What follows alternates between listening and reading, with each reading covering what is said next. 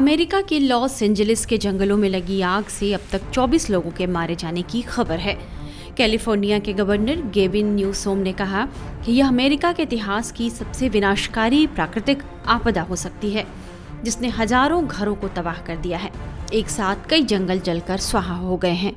Los Angeles के 2 हिस्सों eaten और पैलिसेड्स में 7 जनवरी से आग धधक रही है।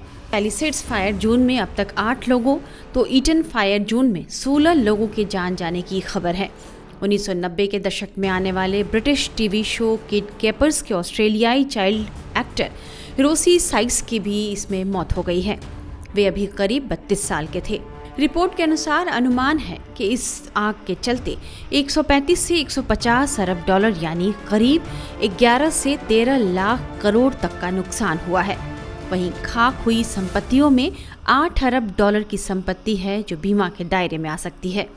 जो तस्वीरें निकलकर सामने आ रही हैं उससे पता चलता है कि यह तबाही कितनी बड़ी है। आम से लेकर खास तक के घर स्वाहा हो गए हैं। वहीं लाइन में खड़ी हजारों कारें एक साथ आग के हवाले हो गईं।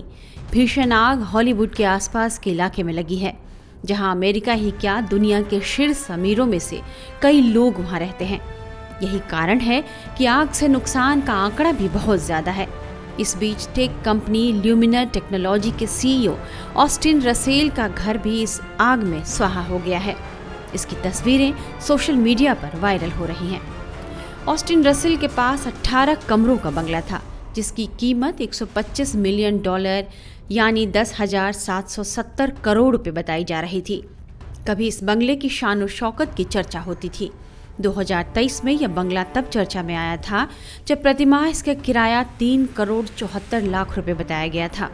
इस बंगले में शानदार बेडरूम और हरा भरा गार्डन था, लेकिन भीषण आग ने इस बंगले को अपनी चपेट में ले लिया और इमारत का ज्यादातर हिस्सा भरभरा कर ढह गया है। अमेरिका में इस आग को राष्ट्रपति जो बाइडेन ने आपदा घोषित कर दिया है। वहीं हवा की रफ्तार बढ़ने से कई इलाकों में आग के फैलने में तेजी आई है। फिलहाल आग 80 किलोमीटर प्रति घंटे की रफ्तार से चल रही है, जो अगले 12 घंटों में और बढ़ सकती है। आग से निपटने में अमेरिका की मदद के लिए मैक्सिको से फायर फाइटर्स पहुंचे हैं।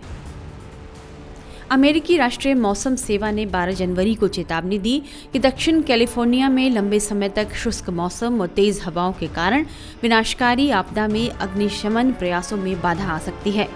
NWS ने यह भी कहा है कि अत्यधिक शुष्क वनस्पति और लंबे समय से लगी हुई आग मौसम की स्थिति के कारण मिलकर नई और मौजूदा जंगल की आग में तेजी से फैलने का कारण बन सकती है, जिससे अस्थिरता और बढ़ सकती है। इस चेतावनी के बाद लोग और डरे हुए हैं और अपने घरों को छोड़कर भाग रहे हैं।